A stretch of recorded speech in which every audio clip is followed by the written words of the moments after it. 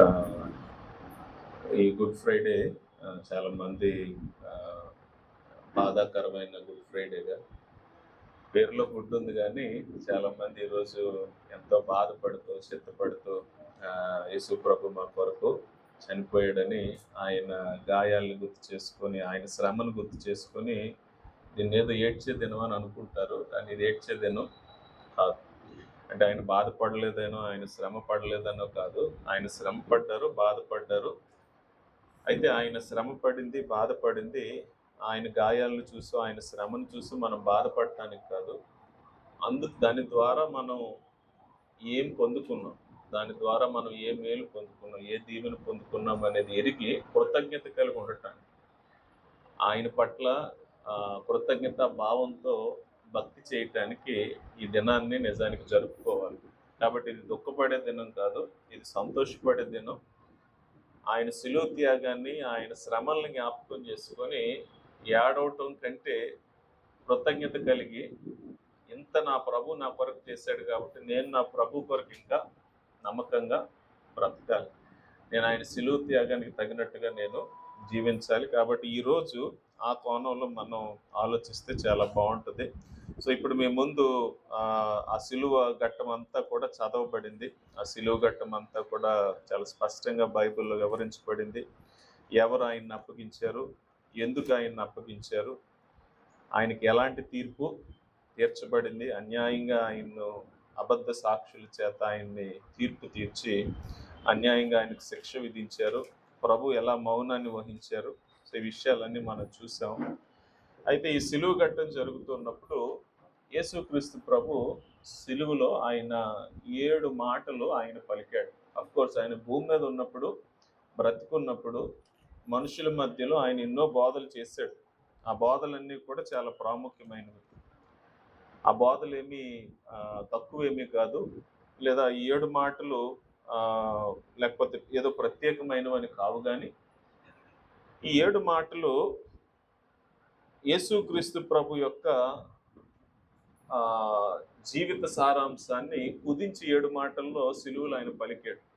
అందుకు ప్రతి good Friday కూడా ఈ 7 మాటల్ని జ్ఞాపకం చేసుకోవటం అనేది ఒక ఆనవాయితీగా, లేకపోతే ఒక మంచి ఆచారంగా క్రైస్తవ సమాజం దీన్ని అంగీకరించింది. ఈ 7 మాటల్లో ఒక్కొక్క మాటలో కూడా యేసుక్రీస్తు ప్రభు సిలువ ద్వారా, లేదా ఆయన జీవితం ద్వారా, ఆయన మరణ పునరుత్థానాల ద్వారా మానవ జాతికి కలిగే గొప్ప మేలు ఒక్కొక్క మాటలో కూడా ఒక ఆణిముత్యం లాంటి అద్భుతమైన మాటలు ఈ 7 మాటలు కూడా మీరు వినబోతూ ఉన్నారు. నేను ఇందులో ఒక 2 మాటలు మాట్లాడబోతున్నాను, మొదటిది మరియు చివరిది. సో మొట్టమొదటిగా నాకు ఇవ్వబడిన మాట నేను ముందు చదువుతాను. లూకాసు సువార్త 23:34 చదువుతాను, చూడండి. మీరు కూడా మీ బైబిల్ గ్రంథాల్లో చదవగలిగితే మంచిది. 23:34, 77వ పేజ్.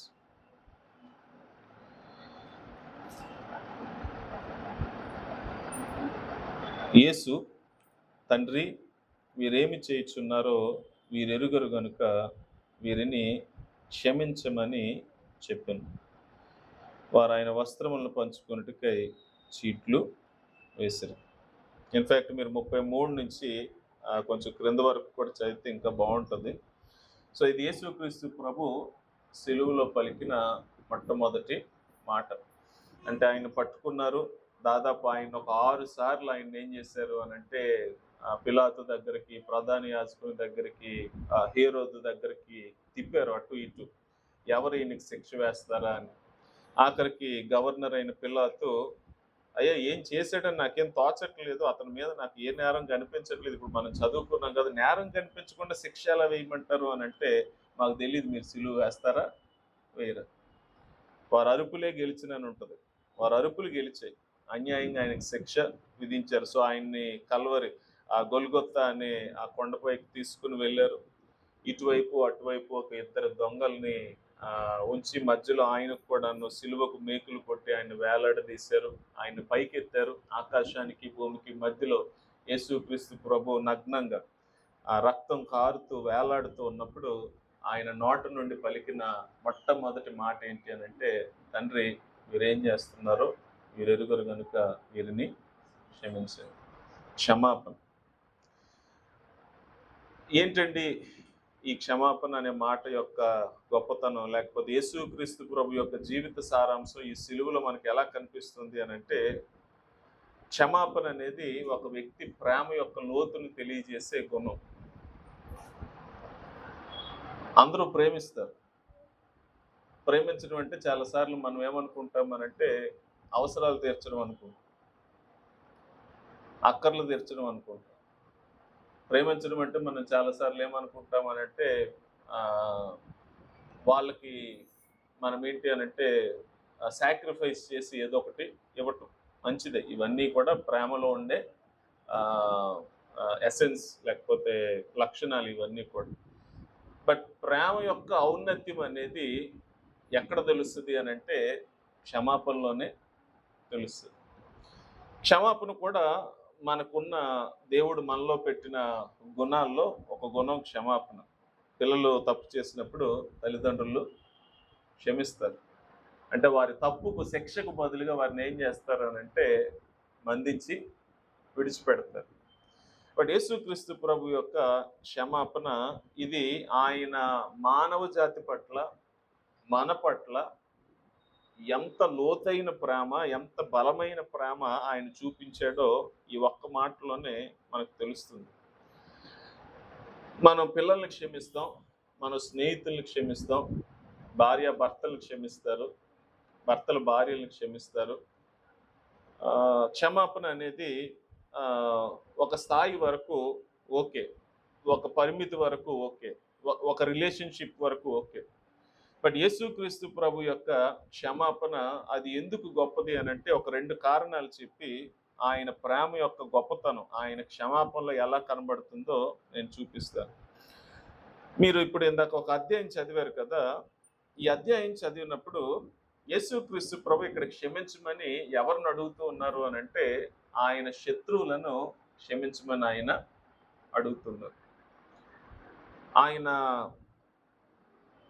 తెలియక చేస్తే, తప్పు చేస్తే క్షమించమని ఆయన అడగట్లేదు.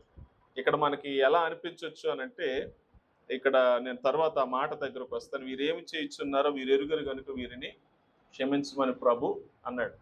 కాబట్టి వారు చేస్తుందో వారికి తెలియదు కాబట్టి వారిని క్షమించమన్నారా అని అంటే నిజంగా వారికి తెలియదు వారు ఏం చేస్తున్నారు.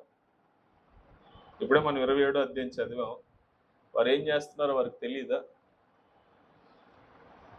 అన్యాయంగా డబ్బులు ఇచ్చి 12 మంది శిష్యుల్లో ఒకరిని పిలిచి, నీకు ఒక 30 వెండి నాణాలు ఇస్తాం, ఆయన మాకు అప్పగించమని డబ్బులు ఇచ్చి ఒక నీతిమంతుడిని పట్టుకోవడానికి ప్లాన్ వేశారు. తెలియకుండానే చేశారు, ఇది తెలిసే చేశారు.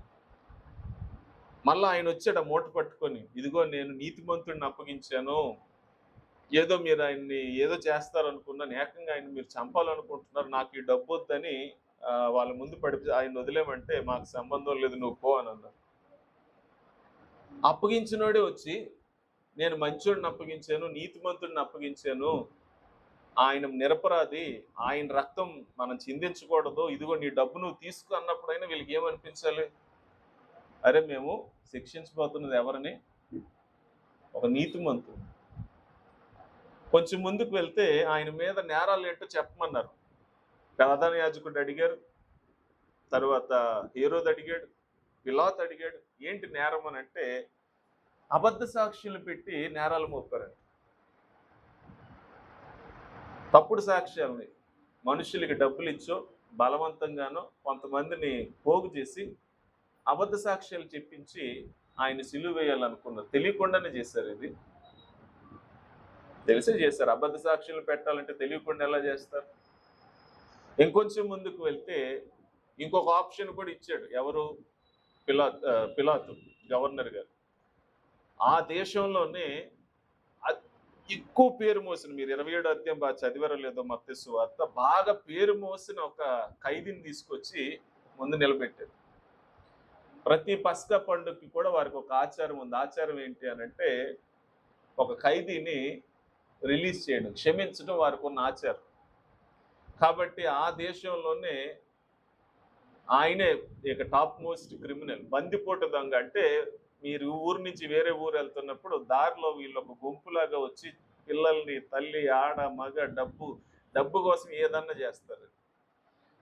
అలాంటి ఒక బందిపోటు దొంగని తీసుకొచ్చి యేసుప్రభు పక్కన నిలవబెట్టి ఈయన్ని విడిచిపెట్టేమంటారా, ఈయన్ని విడిచిపెట్టమంటారా, ఇద్దరిలో ఎవరిని చూసి చేసుకుంటారో చూసుకోండి అని అంటే వీళ్ళు ఎవరిని ఎన్నుకున్నారో తెలుసా?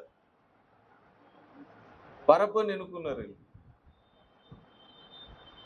వాళ్ళకి తెలియకుండానే ఆయనకి సిలువ వేశారా? లేదు. ఇంకొంచెం ముందుకు వెళ్తే ఆయన సిలువ వేసినప్పుడు ఆ పిలాతు కూడాను నీళ్లు తీసుకొని రమ్మన్నాడు.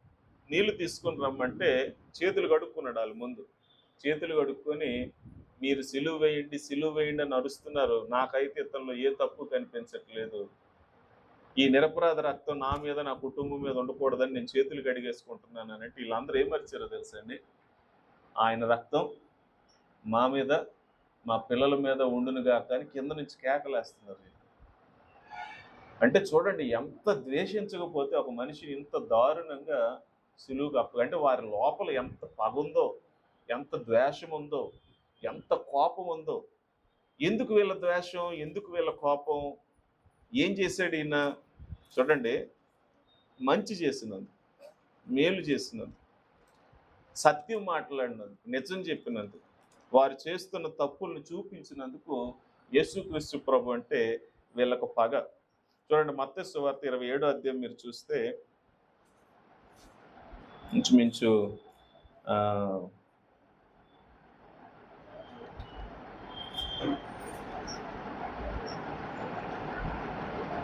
18 వచ్చిన చూద్దాం ఒకసారి. 17, 18 కలిపి ఉన్నాయి చూడండి.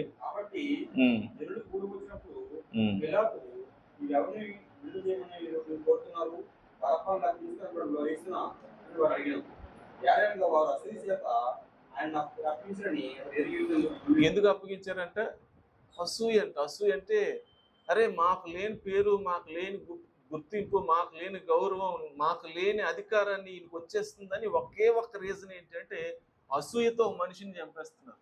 బాగా ద్వేషం, అసూయ. యేసుక్రీస్తు ప్రభుకి ఇవన్నీ కనిపిస్తున్నాయి. పిలాతుకి అర్థమైంది, ఈయనకు అర్థం కాదా? శిక్ష చేస్తున్న పిలాతుకి అర్థమైంది, అసూయ చేత ఈయన చంపేయాలనుకుంటున్నారు కాబట్టి ఆల్టర్నేటివ్గా ఒక ఆయన ఏర్పాటు చేశారు. కానీ యేసుక్రీస్తు ప్రభు ఆయన పలికిన మాట ఏంటంటే ఈ సిలువలో 34వ వచనంలో నిజంగా నాకు అది చదివినప్పుడు అది నేను కూర్చొని ఆలోచిస్తున్నాను. ఈ అధ్యాయం అంతా చదివితే చిన్నపిల్లోడికి కూడా జరిగిందంతా మీరు చెప్పారనుకోండి, చాలా క్లియర్గా తెలుస్తుంది. ఏమని? వీళ్ళు కావాలని తెలిసే చంపారు. కానీ ప్రభు ఏమంటున్నాడు అని అంటే, తండ్రి వీరేం చేస్తున్నారో వీరు ఎరుగరు గనుక వీరిని క్షమించు. ఏం తెలియదు వీళ్ళకి? అన్నీ తెలిసి, అంతా తెలిసి ఆయన సిలువుకి అప్పగిస్తున్నప్పుడు తెలియదు వీళ్ళకి క్షమించండి అని అంటే ఈ మాటని ఒక 2 రకాలుగా అర్థం చేసుకోవచ్చు. మొదటిది ఏంటి అని అంటే, నిజంగానే వాళ్ళకి ఏమి తెలియకుండా అజ్ఞానంతో పొరపాటులాగా వారు చేస్తే యేసుక్రీస్తు ప్రభు వారి పొరపాటును క్షమించమన్నాను. కానీ ఇది పొరపాటు, ఇంటెన్షనల్గా అన్నీ తెలిసే చేస్తున్నారు, వీళ్ళకి తెలియదు అని అంటే నేను అనుకుంటాను యేసుక్రీస్తు ప్రభు ఏం జ్ఞాపకం చేసుకుంటున్నాడు అని అంటే వాళ్ళ యొక్క గుడ్డితనాన్ని, వాళ్ళ యొక్క ఆత్మీయ అంధత్వాన్ని యేసుక్రీస్తు ప్రభు జ్ఞాపకం చేసుకుంటున్నాడు. వారి వెనకాతల పనిచేస్తున్న సైతాన్ని ప్రభు చూస్తున్నాడు, చీకటిని ప్రభు చూస్తున్నాడు, పాపాన్ని ప్రభు చూస్తున్నాడు. అంటే మనుషులు తప్పు చేసినప్పుడు మనం ఎక్కువగా ఏం చూస్తాము అని అంటే ఎదుటి వ్యక్తిని చూస్తాం. మనం ఈ వ్యక్తి నాకు వ్యతిరేకంగా మాట్లాడుతున్నాడు, ఈ వ్యక్తి నాకు వ్యతిరేకంగా పోరాడుతున్నాడు, ఈ వ్యక్తి నాకు వ్యతిరేకంగా చెడ్డ చేస్తున్నాడు కాబట్టి వీడి సంగతి తెలుస్తానని మనం అనుకుంటాం చాలాసార్లు. కానీ ప్రభు ఎంత గొప్పడంటే ఆయన క్షమాపణ ఎంత గొప్పది అని అంటే, మనిషి అంత ద్వేషిస్తూ ఉన్నా, మనిషి అంత క్రూరంగా ప్రవర్తిస్తూ ఉన్నా ఆయన వెనక వైపు చూస్తున్నాడు. అదేంటి అని అంటే ఇది వీడు కాదు, వీడి పాపం, వీడు భ్రష్టత్వం. అంటే అసూయ ఎందుకు? అసూయతో చేస్తున్నారు కాబట్టి పాపాన్ని బట్టి వీరు ఇలా ప్రవర్తిస్తున్నారు. లేదా వారి వెనకాతలు పనిచేస్తున్న సాతాను వాడి క్రియల వలన వీరు ఇలా చేస్తున్నారు.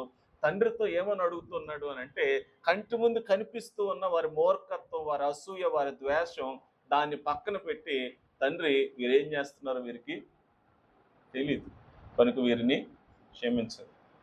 నాకు తెలిసి క్షమాపణ అందరూ క్షమిస్తారు కానీ ఎప్పటి వరకు అని అంటే పొరపాట్లు చేస్తేనో తప్పులు చేస్తేనో మనవారైతేనో క్షమిస్తారు.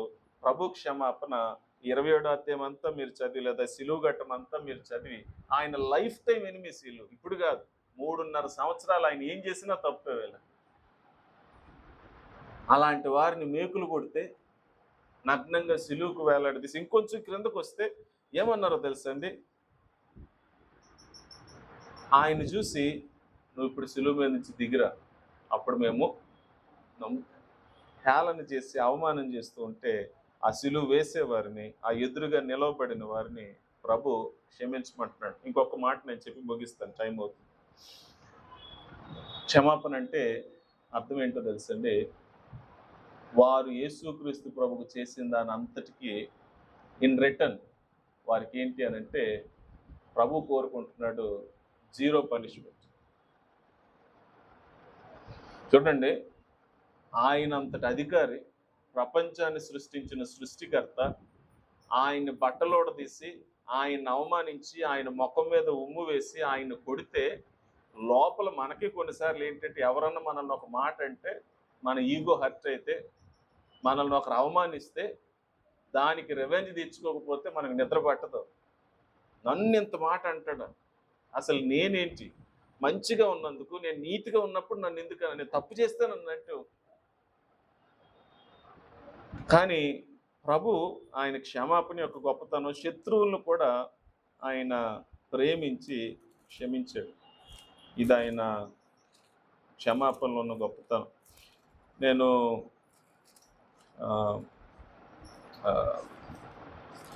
కిందటిసారి పేతురు రాసిన పత్రికలో వాక్యం చెప్తూ మొదటి పేతురు రాసిన పత్రిక, ఈ మాట నేను చదివి ముగించేస్తాను. మొదటి పేతురు రాసిన పత్రిక 2వ అధ్యాయం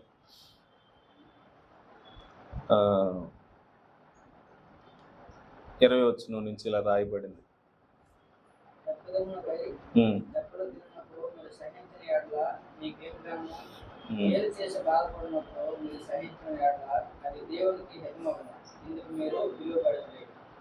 క్రీస్తు కూడా మీ కొరకు బాధపడే మీరు తన అడుగుజాడలను నడుచుకున్నట్లు మీకు మాదిరి ఎంచుకోయాను. ఆయన పాపం చేయలేదు, ఆయన నోట ఏ కర్మము లేదు, ఆయన దూషించబడి బదులు దూషింపలేదు, ఆయన శ్రమ పెట్టబడి బెదిరింపగా న్యాయముగా తీర్పు తీర్చు దేవునికి తనను తాను అప్పగించుకున్నాడు. ఆయన దూషింపబడి బదులు దూషింపలేదు, ఆయన శ్రమ పెట్టబడి బదులు శ్రమ పెట్టగా న్యాయముగా తీర్పు తీర్చి దేవునికి తను తాను అప్పగించుకున్నాడు. అదండి క్షమాపణ అంటే. క్షమాపణ అంటే మనం ప్రేమించిన వారు, మనల్ని ప్రేమించిన వారు, నా అనేవారు వాళ్ళని ఎవరన్నా క్షమిస్తారు, తప్పు చేస్తే వదిలేస్తారు. కానీ నిజమైన క్షమాపణ, ప్రేమ యొక్క లోతు ఏంటో తెలియాలి అని అంటే శత్రువులు ప్రేమిస్తే తెలుస్తుంది. మనల్ని ద్వేషించేవారు, మనం బాగుపడకూడదు అనుకునేవారు, మనం పాడైపోవాలనుకునేవారు, మనల్ని తిట్టేవారు, మనల్ని హింసించేవారు, మనల్ని బాధ పెట్టేవారు. యేసుక్రీస్తు ప్రభు ఇన్ఫాక్ట్ మీరు ఆయన జీవిత చరిత్రలో చూస్తే ఆయన బాధ కూడా ఏం చేస్తారో తెలుసండి, మీ శత్రువుల కొరకు మీరు ప్రార్థన. ఆయన చెప్పిన మాటే ఆయన ఏం చేశాడు అని అంటే ఆయన సిలువలో ఆయన చేసి చూపించారు. ఇందులో నుంచి మీరు నేను నేర్చుకోవాల్సిన ఒక గొప్ప పాఠం ఏంటో తెలుసండి, ఆయన మనల్ని ఎంతగా క్షమించి మన పాపాలను ఒకసారి మీరు జ్ఞాపకం చేసుకోండి, వాటి లోతు ఏంటో మీరు ఒకసారి అర్థం చేసుకోండి. చాలాసార్లు చాలా మాటలు ఉన్నాయి, మిగతా వాళ్ళకి టైం ఉండాలి కాబట్టి నేను త్వరగా ముగించడానికి ప్రయత్నం చేస్తాను. చాలాసార్లు మనం ఏంటి అని అంటే యేసుక్రీస్తు ప్రభు యొక్క క్షమాపణ యొక్క గొప్పతనం మన జీవితంలో, ఆయన వారికి క్షమించడం మాటికి అసలు మన జీవితంలో మనం కొలత వేసుకుంటే అసలు నా పాప రాశి అది ఎంత గొప్పదో. అదేదో నేను నమ్ముకున్న తొలి దినాల్లో కాదు, నేను ప్రతిసారి పడిపోతున్నప్పుడు, చెడిపోతున్నప్పుడు, నా మాట ద్వారానో, నా చూపు ద్వారానో, లేకపోతే నా క్రియల ద్వారానో నేను తూలిపోతున్నప్పుడు మరలా ప్రభు అని ఆయన వైపు తిరిగినప్పుడు ప్రభు నన్ను ద్వేషించకుండా, నన్ను అసహించుకోకుండా ఆయన నన్ను క్షమించటం ఆయన క్షమాపణ యొక్క గొప్పతనాన్ని తెలియజేస్తుంది. అది ప్రేమ యొక్క లోతు. శత్రువుల్ని సైతం ప్రేమించటం, ఆయన దగ్గరకు వచ్చినప్పుడు ఆయన కాదు అనకుండా, లేదు అనకుండా మరలా మరలా మరలా మరలా క్షమించి మనకు ఒక క్రొత్త అవకాశాన్ని ఇవ్వటం. ఎంత ప్రేమ, ఎంత క్షమాపణ ఇంకెక్కడ దొరుకుతుంది చెప్పండి. అందుకనే సిలువలో పలికిన 7 మాటలు ఇవి ఆణిముత్యాలు. ఈ ఒక్క మాట యేసు ప్రభు యొక్క క్షమాపణ గుణం ఎంత గొప్పదో తెలియజేసేది. ఇందులో నుంచి నేర్చుకోవాల్సిన పాఠం కూడా ఉంది. అదేంటి అనంటే, మనం చాలాసార్లు విసిగిపోతూ ఉంటాం. మనుషులు ప్రేమించడానికి, మనుషుల్ని క్షమించడానికి. అసలు క్షమాపణ అనేది క్రైస్తవులంగా మనం ప్రాక్టీస్ చెయ్యం చాలాసార్లు. మనం కూడా లోకస్తుల్లాగా ఏంటి అనంటే, మన మీద ఒక మాట పడేసరికి, మనకి ఎవరన్నా ఒకరు వ్యతిరేకంగా మాట్లాడేసరికి వెంటనే మన రియాక్షన్ ఏంటంటే, లోకస్తుల్లో మనం కూడాను వీళ్ళ సంగతి ఏంటో మనం చూడాలి. ఎలా చూడాలి? వాళ్ళలాగా మనం కూడా ప్లాన్లు చేసి అలా చేద్దాం, ఇలా చేద్దాం, ఇలా బుద్ధి చెప్తాం, అలా బుద్ధి చెప్తామా?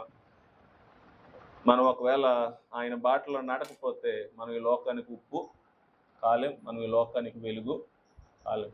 కాబట్టి మన భక్తి అది మాటల వరకు మాత్రమే కాదు, క్రియల వరకు కూడా అది ఉండాలి. కాబట్టి మొదటి మాటలోనే ప్రభు ఎంత గొప్ప సత్యాన్ని మనకు నేర్పించారు. మనల్ని పరీక్షించుకుంటూ మనం ప్రభు మొదటగా ఆయన ఎంత గొప్ప క్షమాపణ కలిగిన వాడు, ఆయన ప్రేమ ఎంత లోతైందో అని జ్ఞాపకం చేసుకుని మన పట్ల, వారి పట్ల ఆయన కృతజ్ఞతాస్తుతులు చెల్లిద్దాం.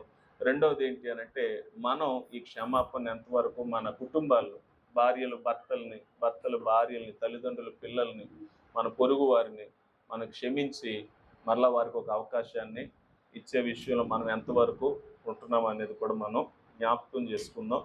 ముందుకు వెళ్దాం. ఒక పాట తర్వాత మనం రెండో మాటకి సమయాన్ని ఇద్దాం. Thank you.